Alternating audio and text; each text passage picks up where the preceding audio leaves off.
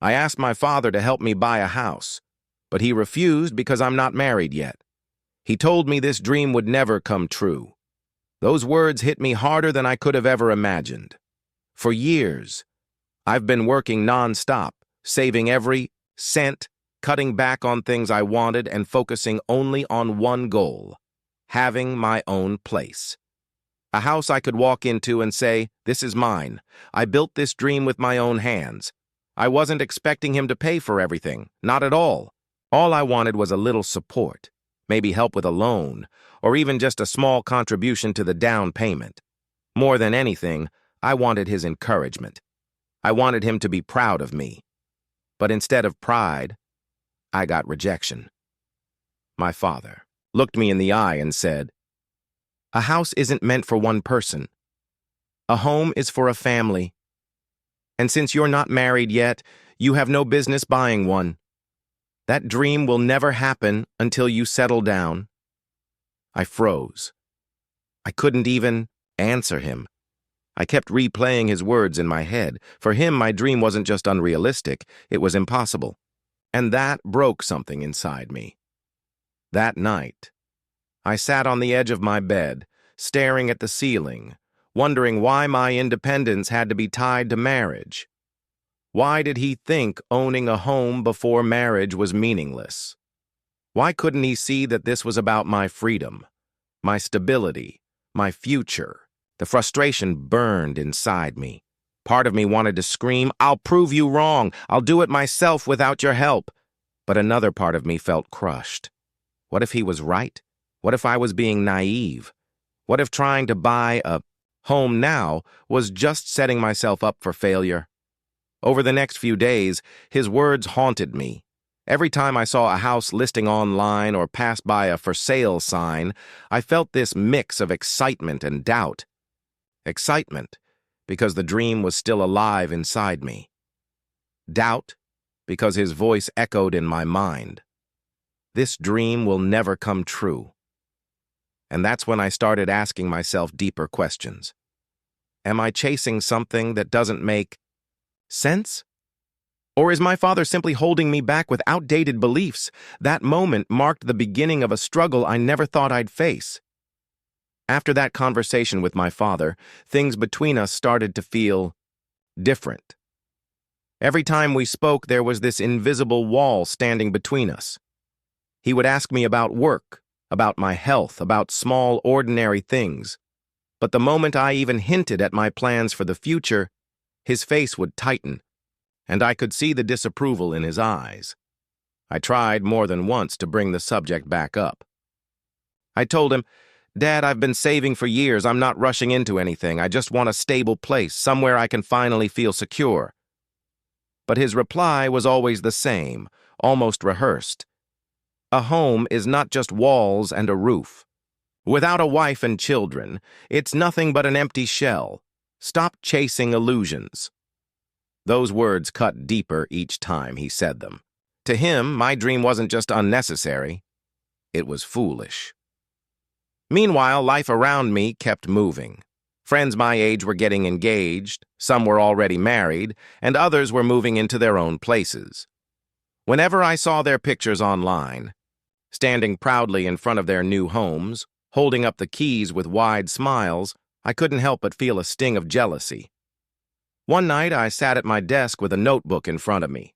I listed every reason I wanted to buy a house: independence, stability, an investment for the future, proof to myself that I could achieve something big. The list grew longer and longer, and as I stared at it, I realized this wasn't just about four walls. This was about freedom. But then, like a shadow, my father's words crawled back into my mind. "This dream will never come true." I began to wonder. Was this really about me? Or was it about him? About his vision of what a life should look like? In his world, things had an order. First marriage, then a home, then children. But in mine, I wanted to create my own order. The conflict inside me grew stronger. Should I follow his path and wait for the right time?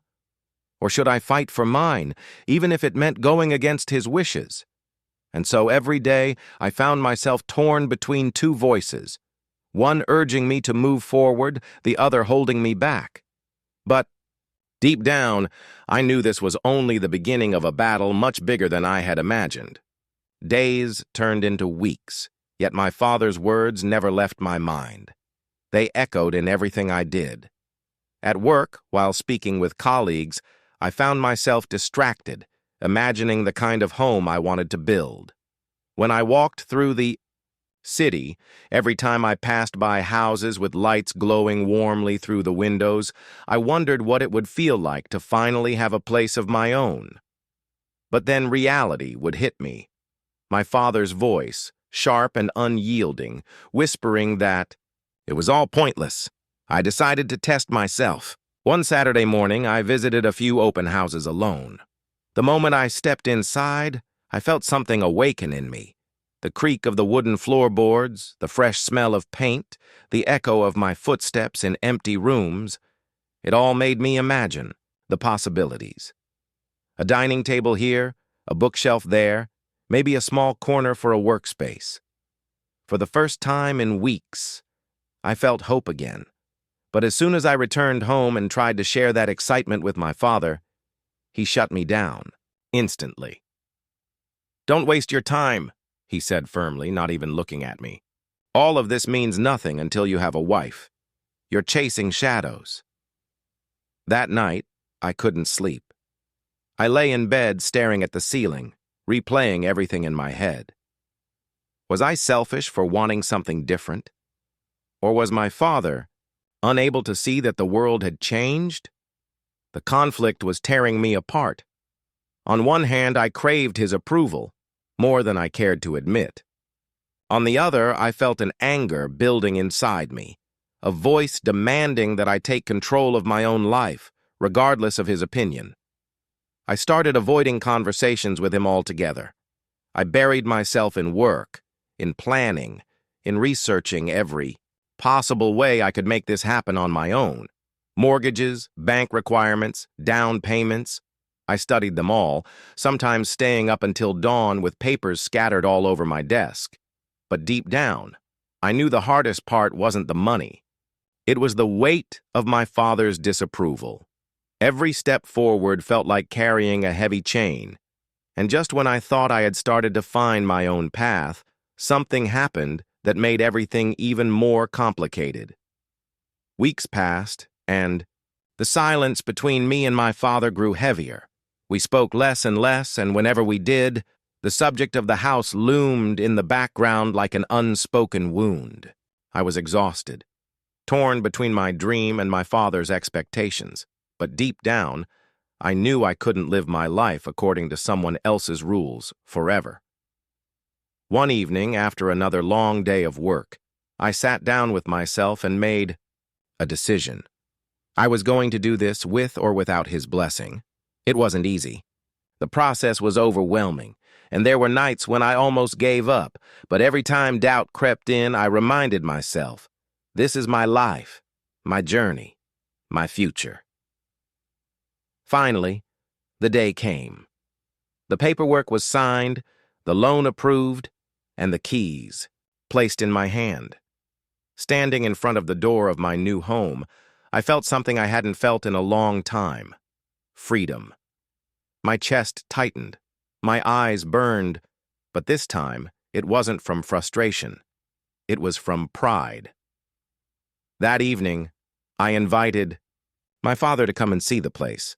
At first he refused, but eventually he agreed. He walked through the door, looking around quietly, his eyes moving across the walls, the empty rooms, the light streaming in through the windows. For a long moment, he said nothing.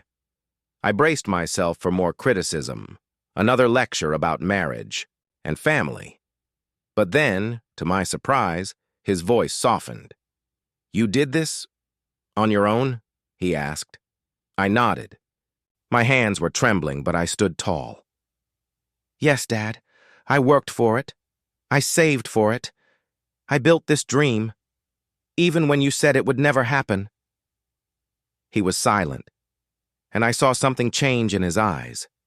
Not anger, not disappointment, but something closer to respect. Slowly, he placed his hand on my shoulder and said the words I never expected to hear. Maybe I was wrong. Maybe it's not just about marriage. Maybe it's about having the courage to build something for yourself.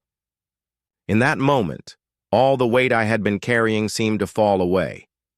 I realized I hadn't just bought a house. I had claimed my independence, proven my determination, and in some way earned my father's respect. For the first time, I felt like I wasn't just living in someone else's shadow. I was finally living my own life, and that was the real dream that came true. And so, our story comes to an end today. But in the world of Max Fables, every tale carries a lesson and leaves an impact. If you enjoyed the story, don't forget to hit the like button, subscribe to the channel, and activate the bell so you won't miss our upcoming tales. Here, where stories come to life.